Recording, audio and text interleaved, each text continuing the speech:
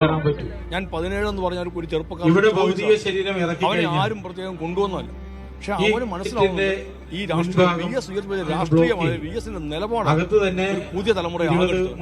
അപ്പൊ VS കഴിഞ്ഞ 6 വർഷക്കാലമായി സജീവമായ രാഷ്ട്രീയ രംഗത്തില്ലാതെ ഒരു സ്കൂൾ വിദ്യാർത്ഥിക്ക് സ്കൂൾ വിദ്യാർത്ഥിയായിരുന്ന ഒരാൾക്ക് കഴിഞ്ഞ 6 വർഷമായി VS രാഷ്ട്രീയത്തിൽ ഇല്ലായിരുന്ന സമയത്ത് നോക്കുമ്പോഴും 17 വയസ്സ് അടുത്ത് നിൽക്കുന്ന ഒരാൾക്ക് തനിക്ക് ഏറ്റവും പ്രിയപ്പെട്ട ഒരു രാഷ്ട്രീയ നേതാവ് VS ആണ് എന്ന് നമ്മൾ നേരത്തെ ചെറുപ്പക്കാർ പ്രഖ്യാപിക്കുക. ഇത് കേരളം കണ്ട രീതിയിലാണ് യാത്ര കടന്നു വരുന്നത്. കാണാൻ കഴിയുന്ന ഏറ്റവും അതിനാവശ്യമായ നിർദ്ദേശങ്ങളെല്ലാം VS-ന്റെ രാഷ്ട്രീയ നിലപാടിന്റെ പ്രത്യേകതയാണ്.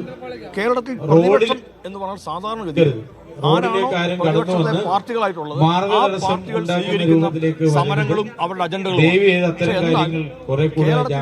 പ്രതിപക്ഷ നേതാവായിട്ട് ജനകീയ അജണ്ടകൾ സെറ്റ് ചെയ്തു. ഇവിടെ ഒരു ജനപക്ഷം എന്നൊരു പ്രതിപക്ഷത്തിനുണ്ട് എന്നതും VS ആണ്. അതിന് വേറെ ആർക്കും കഴിയാത്തൊരു കാര്യമായിരുന്നു. അപ്പൊ സ്വന്തം ആ പ്രതിപക്ഷത്തെ രാഷ്ട്രീയത്തിന്റെ അജണ്ടയെ VS അവിടെ പ്രതിഷ്ഠിക്കും. നമ്മുടെ സംസ്ഥാനത്ത്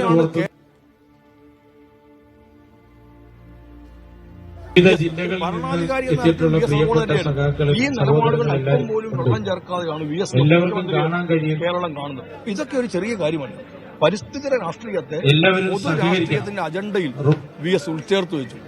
അതുവരെയും അതും ഒരു കേരളത്തിനകലായിരുന്നു. ചിലപ്പം ആളുകളൊക്കെ ഈ പരിപാടികളൊക്കെ പങ്കെടുക്കുമെങ്കിൽ പോലും. പക്ഷേ എന്നാൽ മനുഷ്യനും പ്രകൃതിയും കേന്ദ്രബിന്ദുവാകുന്ന ഒരു വികസനത്തിന്റെ കാര്യങ്ങൾ പറഞ്ഞു തുടങ്ങുന്ന ഒരു ഭരണാധികാരിയും ഒരു രാഷ്ട്രീയക്കാരനും എന്ന അർത്ഥത്തിൽ നമ്മൾ കാണുകയാണ്. അപ്പൊ ഇതിനെ മുഖ്യ രാഷ്ട്രീയത്തിന്റെ പ്രധാനപ്പെട്ട കേരളത്തിന്റെ പൊതു രാഷ്ട്രീയത്തിന്റെ അജണ്ടയിലേക്ക് ഈ പരിസ്ഥിതി രാഷ്ട്രീയത്തെ കൊണ്ട് ചേർത്ത് വെച്ചു എന്നുള്ളതും VS ഇപ്പൊ ഇങ്ങനെ ഒരുപാട് പ്രത്യേകതകളുണ്ട്. തീർച്ചയായിട്ടും അദ്ദേഹം അക്കാര്യത്തിൽ ഒട്ടും വിട്ടുവീഴ്ച ചെയ്യാറില്ല. കൊട്ടിയം പെൺവാണി വിഭവവുമായി ബന്ധപ്പെട്ട കാര്യം പറയാൻ ഞാനും ഒരു സംഘം ആൾക്കാരോടാണ് VS-നെ കാണാൻ പോകുന്നത്.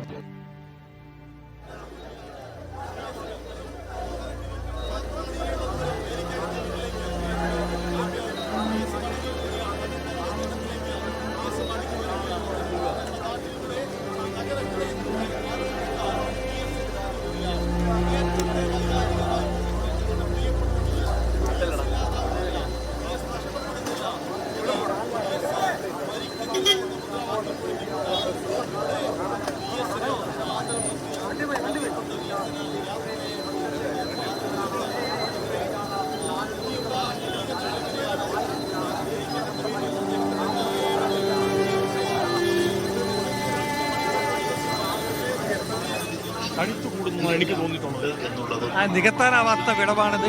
ഇനി ഇതുപോലൊരു മനുഷ്യരുണ്ടാവുമോ എന്ന കാര്യം സംശയമാണെന്ന് CPI നേതാവ് കൂടിയായ P പ്രസാദ് പറയുക.